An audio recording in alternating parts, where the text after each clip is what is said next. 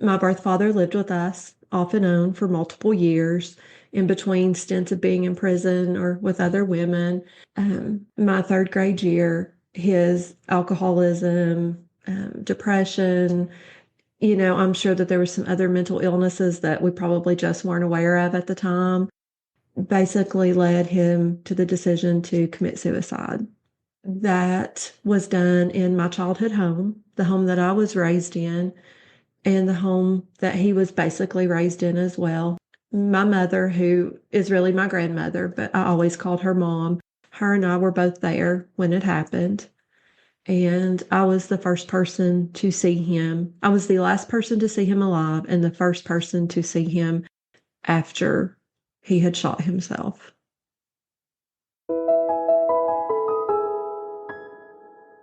Welcome to Linda's Corner, where we bring more hope, healing, and happiness to the world. My name is Linda Bjork, and today we're going to be talking about resilience after trauma. I'm delighted to welcome Brandi Cox. Brandi is a successful business owner, an expert in healing, growth, and grief, and the author of In Better Hands. You can reach Brandi at her website, brandicoxauthor.com. And I'll include that link in the show notes. Welcome, Brandi. I'm so glad that you could join with me today. Hi, Linda. Thank you so much for having me. I'm excited to be here. Thank you. And I am so grateful for your willingness to come and to share your story. Because as we talk about trauma, it is people who have been through the fire whose words matter most. And you have had so many things that you've dealt with in your childhood and throughout your life that your words have power. They have weight to them because you've lived it. Would you mind sharing your story with our listeners? Yes, thank you. I am very fortunate to be at the place I am today, to be able to open up and share my story because I really hope that it helps other people. And that is the primary goal of this. I was born in Eastern Kentucky in a small coal town that really focused on family and community. So I'm very fortunate for that. My birth parents were not married. They had dated for several years, but did not ever progress past that. My birth father was addicted to alcohol. He had been in and out of rehab several times before I was born, and in and out of jail several times before I was born. After my birth, him and my birth mother decided to give me up for adoption to my paternal grandparents. Hmm. Now, that was not a decision that was shared very much information with me. Um, my adopted parents did a great job of just telling me that they all decided they wanted me to have the best life possible and knew that I would have it with them. So there was not ever painting my birth parents into a negative light or saying, we took you because of A, B, and C. They did a great job of making sure that I did not think negatively about the situation as much as they could. My birth father lived with us off and on for multiple years in between stints of being in prison or with other women. My third grade year, his alcoholism, depression, I'm sure that there were some other mental illnesses that we probably just weren't aware of at the time, basically led him to the decision to commit suicide. That was done in my childhood home, the home that I was raised in, and the home that he was basically raised in as well. He moved in there around 7 or 8, I guess, is how old he was. My mother, who is really my grandmother, but I always called her mom, her and I were both there when it happened. And I was the first person to see him. I was the last person to see him alive and the first person to see him after he had shot himself. Wow. So you had to witness that. And how old were you at the time? I was in third grade, so like what, 8, 9. It was in November. My birthday was in February, so like 8 years old, I guess. Oh, Brandi, I am so sorry. no child should have to see that. No child should have to experience that. No, thank you. And they shouldn't. It is not something that you will ever forget. No, no, of course not. Wow. Okay. Well, when you were starting with your story, I wondered how you knew so much about your birth parents when you were adopted. But then as you continued and said that you were adopted by your paternal grandparents, it's, oh, you knew your father and you knew that he was your father, correct? Yes, I did. From as old as I was, I don't ever remember not knowing. So they did a great job of explaining that to me when I was so young that it did not seem abnormal at all until I got older. Okay. And do you have any relationship with your birth mother at all, or was she part of the picture at any time? She did come and go. My grandparents, my parents loved her as well and said that she had the ability to change and to do great things as well. She ultimately did change much later in my life, and had stayed on the straight and narrow for several years before she passed from lung cancer. I didn't know at the time how much involvement she still had in my life, but she did talk to my grandparents, my mother still, and to follow up on how I was doing, what was going on in my life. She did come to some of my school events like homecomings and stuff, but she stayed in the background so that I didn't see her and didn't feel uncomfortable. We actually, for the majority of my childhood, maybe lived not even a mile away from each other. I would have to pass her house to get to mine for a good majority of my childhood. And we always waved, we always smiled. We didn't really stop very often. But, again, my grandparents really did a great job of letting me know that it was okay if I ever wanted to have a relationship or if she ever wanted to have a relationship. There definitely was no type of blocking that if we wanted that. It sounds like your grandparents and who are your not biological, but your functioning parents are wonderful people. They really are. They put me first. I have to say that 150%. And life wasn't easy for them. I mean, they were watching one son spiral out of control. They'd already raised both of their children. My father was a coal miner, so that's a very hard job, a very long job.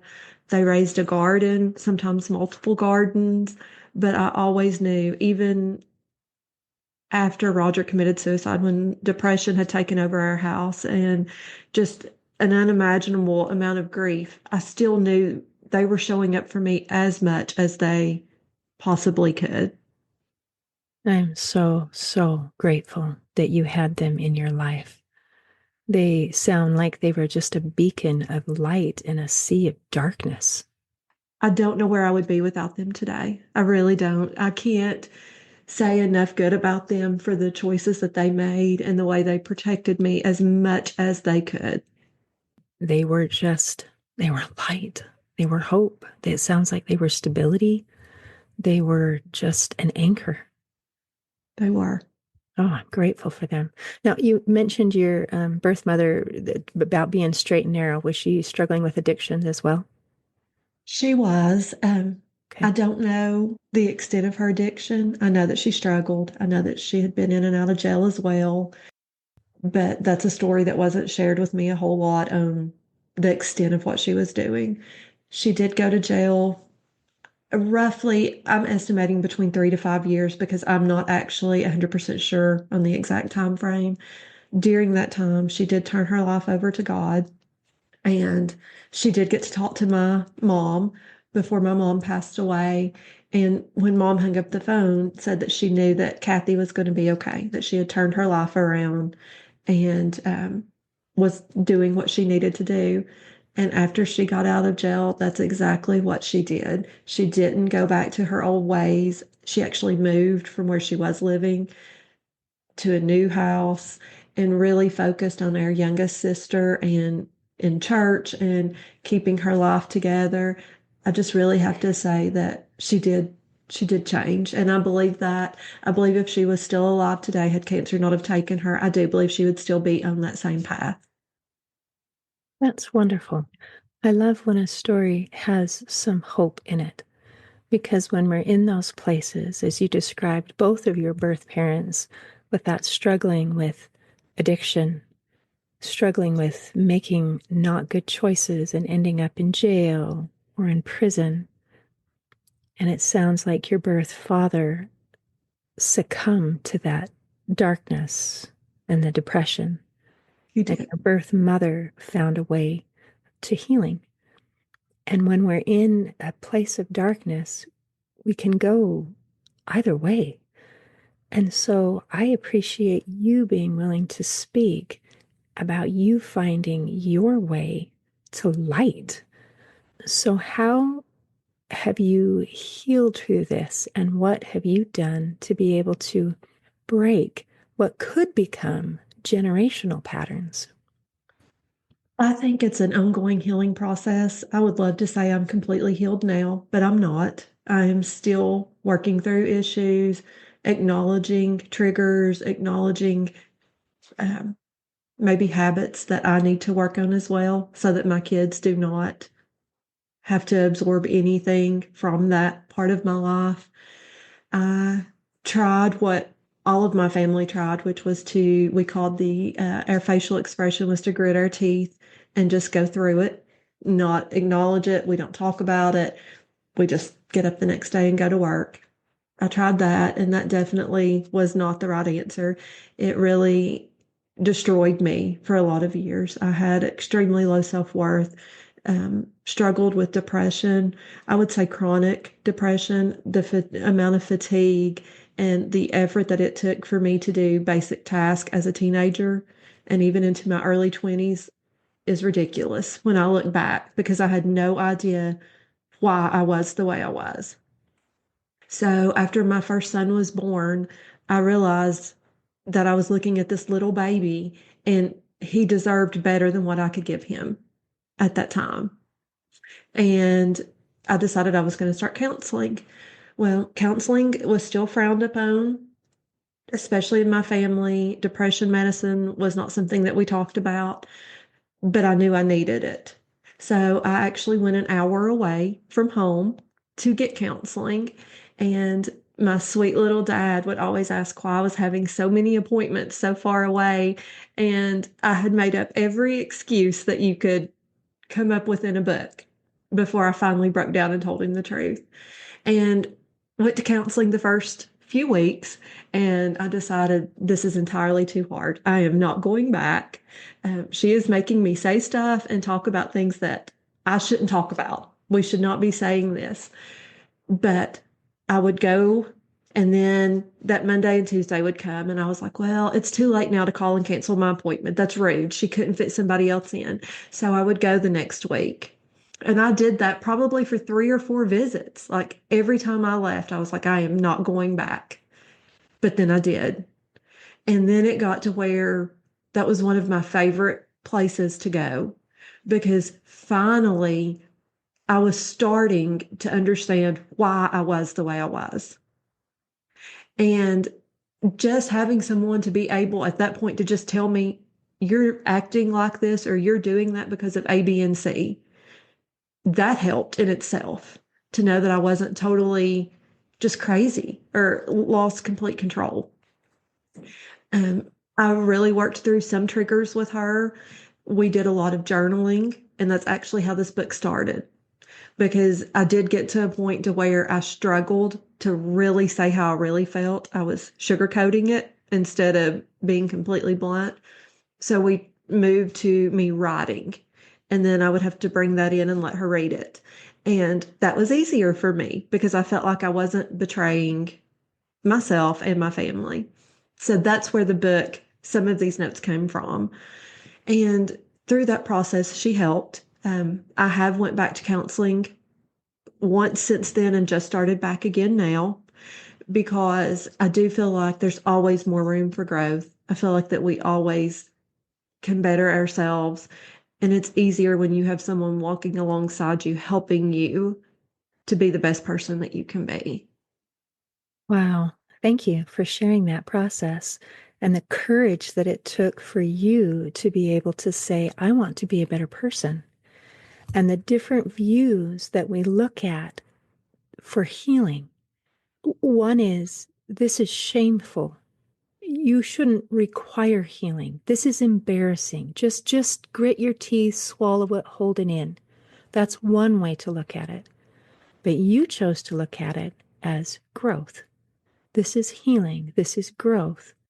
And now that you have tried to do the grit and bear it, which I do not recommend, by the way, and then you embraced the healing. And I'm so proud of you because that took courage.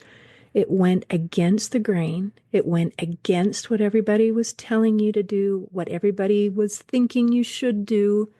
But you knew it was right and you did it. And I'm so proud of you. Thank you. Now, you talk about that you can reclaim your power with 3 strategies. Is it okay if you share what those strategies are? So, I think reclaiming your power starts with, and I may veer off of that just a little bit because I kind of get on a tangent when I talk about this still. I think reclaiming your power starts with realizing who you are, building up yourself, giving back to others, and focusing on others. I think that you have to be able to understand where your weaknesses are and accept those and move forward with those as well. But I think you also have to find forgiveness. And that's not always easy. I think you have to understand why maybe someone did what they did. You may not have done that, but at that time, that was the only option they knew. So I really think starting to heal, you have to be able to put yourself in someone else's shoes as well. It doesn't mean you have to get back close to them and forgive everything they've done, but you have to come to an understanding of why it happened and how you're going to let it change you. Mm, that's beautiful. Let's talk about forgiveness a little bit, about what that means and what it can do for you. Because I like how you said we don't have to necessarily forgive them for everything we did, which to me would mean we don't have to say what you did was okay, because it wasn't. And a lot of times what people did is not okay. No amount of time is going to make it be okay. It wasn't okay. But to me, forgiveness is about saying, I choose to release, to let go of my pain and to let go of my need to judge you for the thing that you did for me so that I can be free. I think forgiveness is about the person who is doing the forgiving a lot more than the person that you're trying to forgive. What do you think about that? I agree 100%. If we hold on to the bitterness, that hurts us more than it hurts the other person. We have to be able to work through that and to really be able to move forward because that holds us back. When you focus on the negativity to that degree, you're not going to be able to move forward. And, with my birth father, I was angry at him for years over leaving us the way he did. I didn't tell anybody I was angry because my mom still loved him and she was devastated. And I was more angry at him over hurting her and my dad than hurting me. But through counseling, through realizing what depression can do to you, and I didn't have an addiction, I just had severe depression. So understanding how that can change your mindset, how that can change everything that you do, I understand to a level of why he felt like that he had to leave us. I don't think he did it out of malice. I don't think he did it to be cruel. I think he felt completely lost. And one of his comments was that we would be better off without him. I think that he felt like he was relieving us from any more of the pain and the drama and the stress. I don't think he was trying to hurt us. And that was a great realization for me to be able to realize that his pain, even though my pain was great and my parents' pain, his pain must have been off the charts to be able to make that decision. So you can look at him with compassion. That's I beautiful. do. I do. And and I think you talked about being angry and kind of hiding that because we love someone. And I think it's absolutely possible to love someone and be angry at them. I think, I hope that we allow the anger to kind of flow through and process it and let it go and let the love remain. But I think it's possible to absolutely, just because I'm angry at someone doesn't mean that I stopped loving them. Does that make sense? Yes, I agree 100%. Well, let's talk about depression a little bit. You said, I'm proud of you for not succumbing to addiction because that's something that it would have been in a path of coping that many people might have taken. So I'm proud of you for not choosing that path. But when you say, I just struggled with depression, I'm going to put some air quotes around that because depression is enough. It is hard, don't you Yes, it think? is. It is emotionally, mentally, and physically exhausting. And until you are in it, you cannot understand how it will take you down and the side Absolutely. effects. Absolutely. And being a person who has struggled with depression in the past myself, I agree with you. It is almost impossible to describe to a person who has not personally experienced it. And those feelings of hopelessness. For me, and I'd love to hear how you felt about it, but I felt like I had fallen into a deep, dark pit. And it was so deep that no sunlight, no happiness, and no hope could reach me. And in this dark place, there were no doors, there were no windows, and I did not see any way out. And it was beyond sadness, it was beyond grief. I was miserable, so miserable that I wished to cease existing. I didn't just want to die, I wanted to cease existing so that that pain would stop. And I went from that place to someone lowering a ladder down into my deep, dark hole and showing me a way to climb out. And rung by rung, I made it up to the top and found the sunlight again. And it is so beautiful. And I appreciate it so much. And I see other people just in deep, dark holes. I know they're stuck. I know they're in there. I know what that feels like. And I just want to offer them a ladder and say, there's hope. You can do this. You can climb out. There's happiness, authentic happiness, not fake happiness that is available for you, for everyone. And I just want to shout it from the rooftops. Guys, it can be okay. There is hope for healing. I mean, don't you just feel that way? Yes, I do. I absolutely do. I think I got to a point that I was just numb and couldn't even understand why I had no joy or why I had no energy to want to do anything. Going to school took everything I had. So doing extracurricular activities after school, I couldn't understand how my friends did that. I would lie to get out of going to school. I was sick. I probably had more fake sinus infections than you could ever imagine because I just did not have the energy, the desire to go to school, to act happy, to act like someone my age in that length of time was not something that I could do. I mean, it just was not there. And I couldn't understand why. And it really wasn't until I started counseling and understood what depression really causes.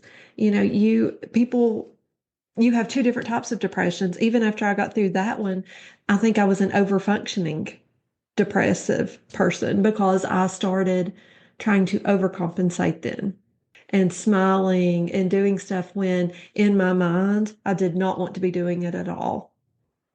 Like it was exhausting and it took everything out of me. So I did go from one side to the other before I found a middle ground that was what I would call coping with it and moving forward.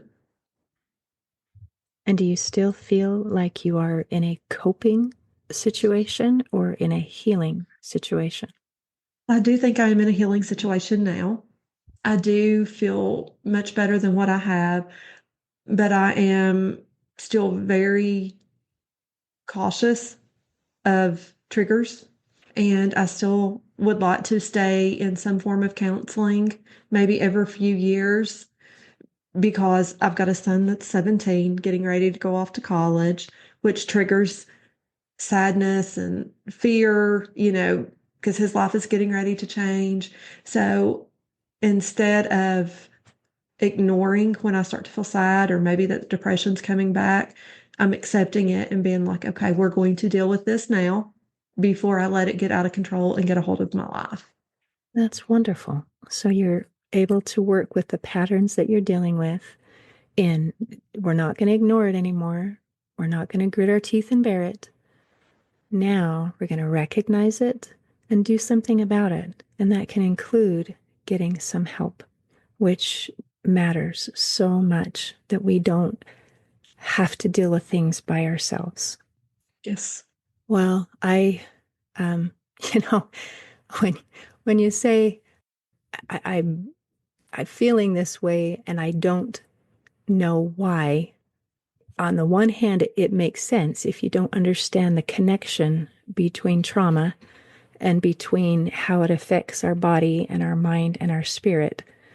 But when you're trauma informed and the answer seems pretty obvious from the very beginning when you shared your story, trauma, by very definition, means an event that overwhelms our ability to cope. And our brain has a wonderful fail-safe mechanism in it, where if we are beyond our ability to cope, then it automatically shifts into our fight or flight, and that panic part of our brain takes over. And when that part takes over, it's like any extra experiences that we had, anything beyond what we could handle, it just kind of freezes it. I can't feel that right now. I can't deal with that right now. I don't understand it. I can't process it. And so it just sticks them in our body.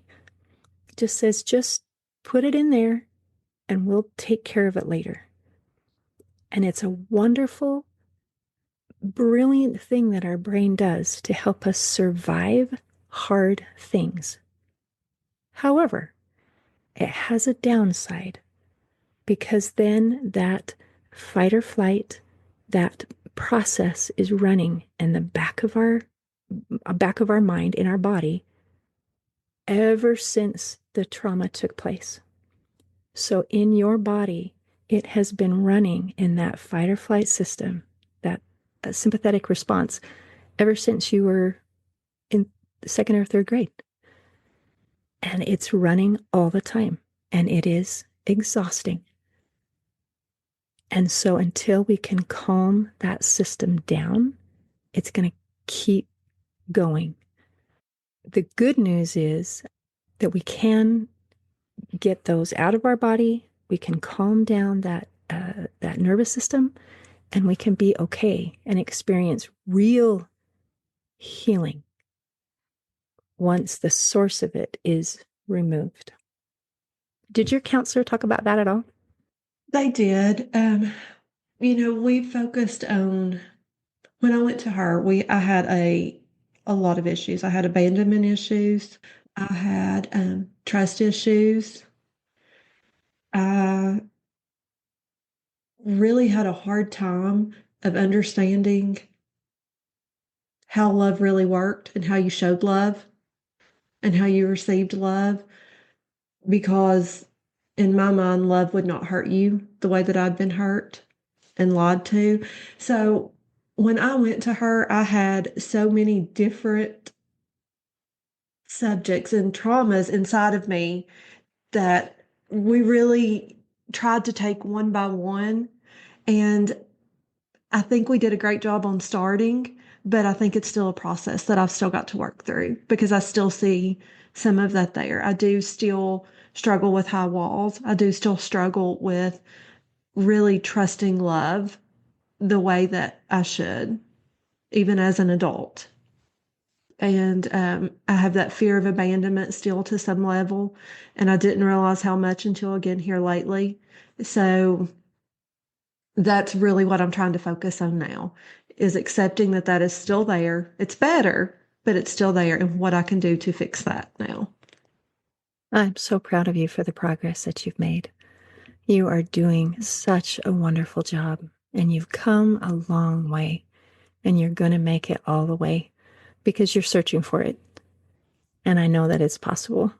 And I would love to help. I hate to see people suffering. So I'm proud of you. You're doing great things. Thank you. I appreciate it. And I'm grateful for shows like this that help other people that may not be ready to talk about their own issues yet, but can hear someone else's side and maybe realize that they're not off as far as they think that they are, that there's a lot of people that struggle with similar problems and similar issues, and that there is a possibility to get help. Yes, absolutely. And I appreciate so much you being willing to share your story because people feel like they're alone. And especially when we talk about, we might come from a culture that says just grit your teeth and bear it. You're not supposed to have any flaws. You're not supposed to have any heartache. And if you do, you're certainly not supposed to share it. And so you are breaking that cycle by speaking up and saying, hey, this happened and it hurt. And it's taking a process to try to heal it. And you're just doing such a good job. I'm just so proud of you. Is it okay if I just share just a little bit more? My heart is just aching because I feel that there's still healing that needs to take place at a very deep level. I Yes, absolutely. I love therapists. I love counseling. I love the value and the insight that these things bring. But it is important to understand that talking is not sufficient to heal our deep inner wounds. And there's a reason for that. It's the way our brain works. Our brain has different functions. It's about 5% of our brain activity is conscious, the part that we think, we process, we talk, we speak. And about 95% of our brain activity is unconscious. And a lot of that includes just our autonomic nervous system. I don't have to think to make my heart beat. It does it by itself. I don't have to think about breathing. It does it by itself. I don't have to think about digesting my food and getting nutrients to the cells. My brain just does it by itself. There's a whole lot of processes that take place that we aren't even aware of. And part of our unconscious mind is where our traumas are stored. It is where all of these issues really are. It's where we've locked things into our body. It's where we are not able to, or our mind creates stories to explain things. Like you said, love shouldn't hurt. And you're right. And our brain has a way of saying, you know what, this is the way the world should work. And we're trying to make sense with what we think should work and what's really out there. But all of this is in that 95%. So when we try to talk out our issues, we can do a fabulous job with about 5% of the problem. But in order to get the deep healing, to heal the other 95%, we have to be able to address the unconscious mind. We have to be able to get deeper. And there are ways to do that. So it's possible, I promise. Yeah, I'm very interested in that. Okay. I do sessions to help with the unconscious mind. It's called Healing Breathwork Detox. My website is healingbreathworkdetox.com. And I also have a nonprofit, which is called Hope for Healing. And the website for that is hopeforhealingfoundation.org. And we have free resources because I believe healing should be available to everyone. And it should be very inexpensive. But I want people to be happy. I want people to see the healing that is possible.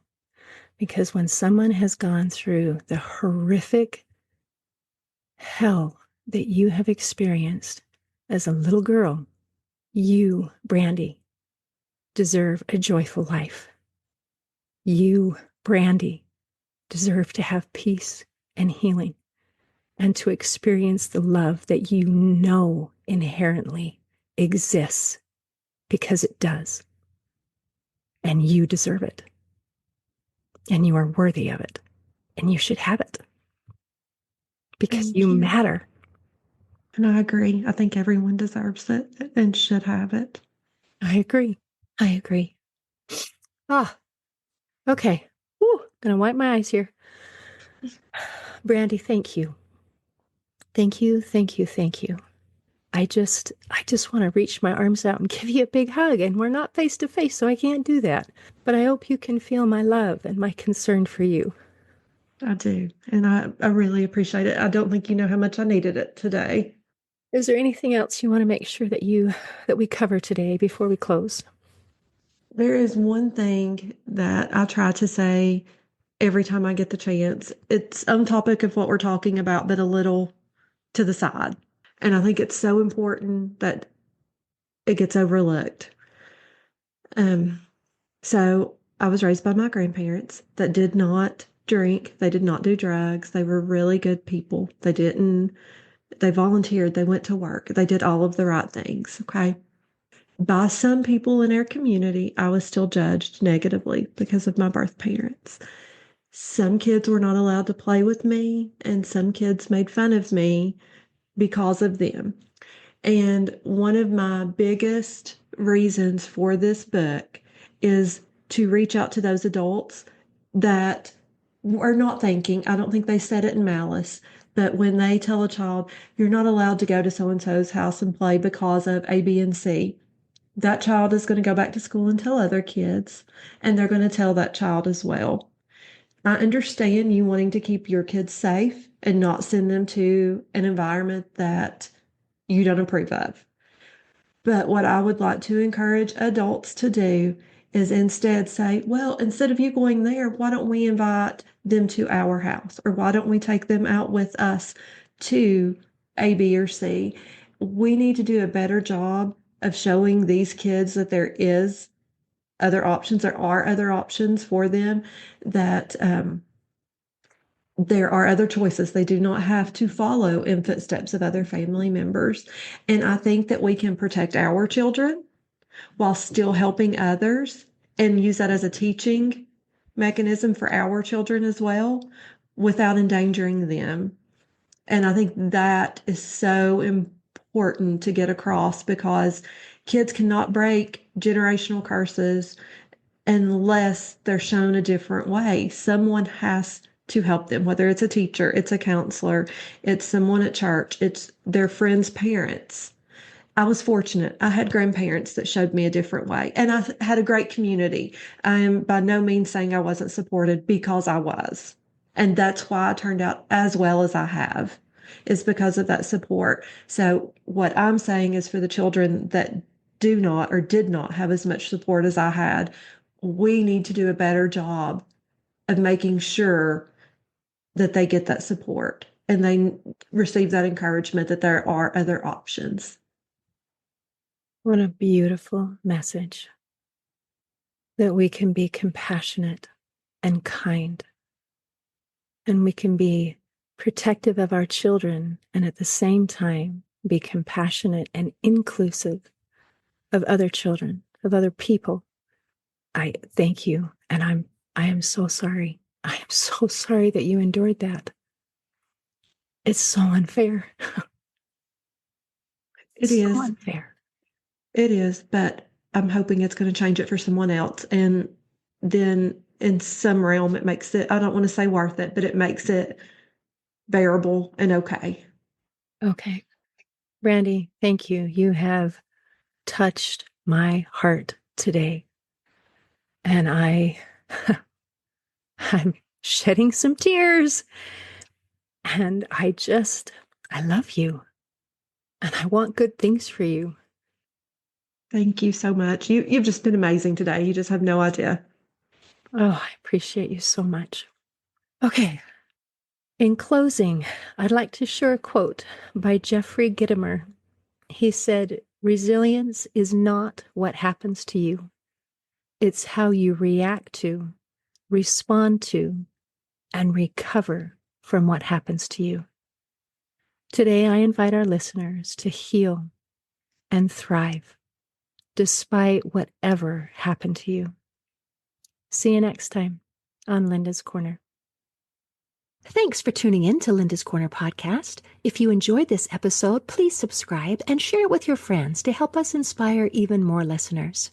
Be sure to visit hopeforhealingfoundation.org for free and affordable resources to help you overcome life's challenges.